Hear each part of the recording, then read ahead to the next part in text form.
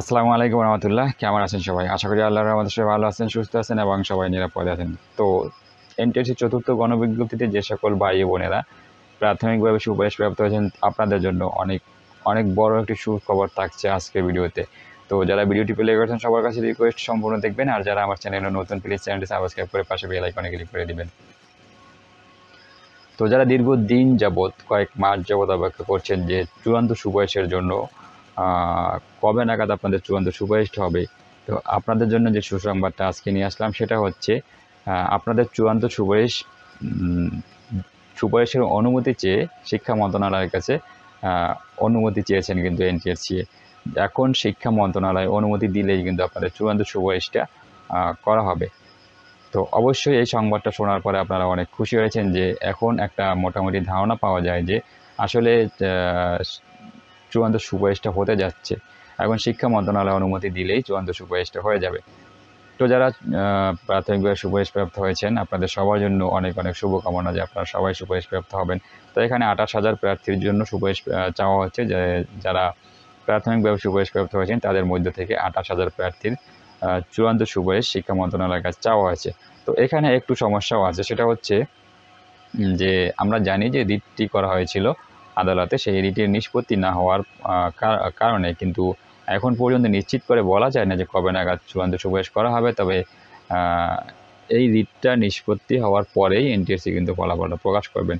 তো এনটিএসসি থেকে শিক্ষা মন্ত্রণালয়ের কাছে অনুমতি চাওয়া হয়েছে ফলাফল প্রকাশের জন্য। এখন এনটিএসসি যেটা জানিয়েছেন সেটা হচ্ছে তাদের কাছে এই যে চূড়ান্ত সুপারিশের যে বল সেটা আর এনটিএসসির হাতে নাই। এখন বলটা হচ্ছে দুই জায়গায়, এক হচ্ছে শিক্ষা মন্ত্রণালয় আর একটা হচ্ছে আদালতে। শিক্ষা মন্ত্রণালয় থেকে যখন অনুমতি দেওয়া হবে এবং আদালত থেকে ওই রিটের নিষ্পত্তি যখন হবে তখনই তারা এই ফলাফলটা প্রকাশ করতে পারবেন। এর আগে তারা আর ফলাফলটা প্রকাশ করতে পারবেন না। এখন শুধু তারা শিক্ষা মন্ত্রণালয়ের কাছে অনুমতি চেয়েছেন যে বিরল ফরম বা পুলিশ ভেরিফিকেশন চলমান রেখে আপনাদের চূড়ান্ত সুপারিশ করার জন্য। আর এখন হচ্ছে এই রুলের নিষ্পত্তি এবং এই যে শিক্ষা মন্ত্রণালয়ের অনুমতি, দুইটা কাজ যদি হয়ে যায় তাহলেই আপনাদের ফলাফলটা প্রকাশ হয়ে যাবে। তো যে ব্যক্তি বা যে শিক্ষক রিটটি করেছেন আদালতে, সেই শিক্ষক কিন্তু ইতিমধ্যেই একটি প্রতিষ্ঠানে তিনি হচ্ছেন বরিশালের উজিরপুরের। তিনি প্রথমে হচ্ছে এনটিএসসিতে আবেদন করেছিলেন যে তার যে যোগ্যতা বা মেধা তালিকা সব কিছুর দিক থেকে তার জায়গায় যাকে সুপারিশ করা হয়েছে তার চেয়ে পিছিয়ে থাকা প্রার্থীকেও সুপারিশ করা হয়েছে, কিন্তু তাকে সুপারিশ করা হয় না। এই নিয়ে এনটিএসসিতে তিনি আপিল করেছিলেন বা অভিযোগ করেছিলেন। তারই অভিযোগের ভিত্তিতে কিন্তু এনটিএসসি থেকে তাকে উজিরপুরের তার বাড়ির পাশের একটা শিক্ষা প্রতিষ্ঠানে আইসিটি ডিপার্টমেন্টে তাকে সুপারিশ করা হয়েছে। তো এখন আশা করা যায় যে স্যার হচ্ছে রিটটি করেছিলেন, তিনি রিটটি উঠিয়েও নিতে পারেন। তবে এক্ষেত্রেও কিছুদিন সময় লাগবে। যিনি রিটটা করেছেন তিনি যদি আদালতের যে তার যে আইনজীবীর মাধ্যমে তাকে হচ্ছে আবেদনটা করতে হবে। আবেদনটা করার পরে আদালত সেটা আমলে নিয়ে তার রিটটা তুলে নেবেন, এমনটা কিন্তু জানানো হয়েছে। তো এখন হচ্ছে উনি যদি রিটটা উঠিয়ে নেন তাহলে সেটা তাড়াতাড়ি হয়ে যাবে, আর যদি উঠিয়ে না নেন তাহলে দেখা যায় এটা নিয়ে আরও একটু সময় লাগবে। যে এই যে রুলটা জারি করা হয়েছে আদালত থেকে, সেই রুলটার নিষ্পত্তি না হওয়া পর্যন্ত কিন্তু এনটিএসসি স্পষ্টভাবে জানিয়ে দিয়েছেন যে এই রুল নিষ্পত্তি না হওয়া পর্যন্ত তারা আর চূড়ান্ত সুপারিশ করবেন না। তাদের হাতে চূড়ান্ত সুপারিশের বল নাই।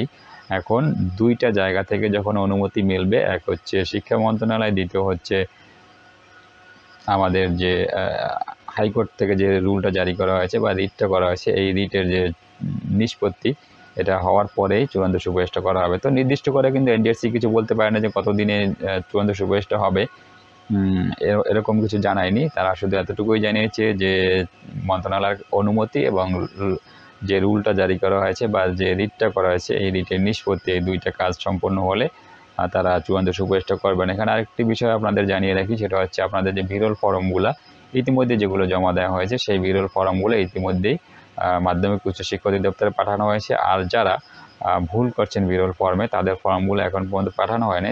তারা যেহেতু 10 তারিখ পর্যন্ত আবেদন করতে পারবেন বা ফর্মটা বিরল ফর্মের সংশোধন করতে পারবেন। 10 তারিখের পরে এই 930 জন প্রার্থীর বিরল ফর্ম সেটা হচ্ছে মাধ্যমিক উচ্চশিক্ষা অধিদপ্তরে পাঠানো হবে। মাধ্যমিক উচ্চশিক্ষা অধিদপ্তর থেকে এটা স্বরাষ্ট্র মন্ত্রণালয়ের সুরক্ষা সেবা বিভাগে পাঠানো হবে। তো তো যাই হোক, সম্মানিত শিক্ষক ভাই বোনেরা, শিক্ষক ভাই বোনেরা, এই ছিল হচ্ছে আপনাদের জন্য আজকের সুসংবাদ। অবশ্যই সংবাদটা শুনে আপনারা অনেক অনেক অনেক খুশি হয়েছেন। তো আপনারা খুশি হলে আমরাও খুশি, আমিও খুশি, আপনাদের খুশি আমার খুশি। তো আবারও আপনাদের সবার জন্য অনেক অনেক শুভকামনা জানিয়ে আজকের মতো ভিডিওটি শেষ করছি।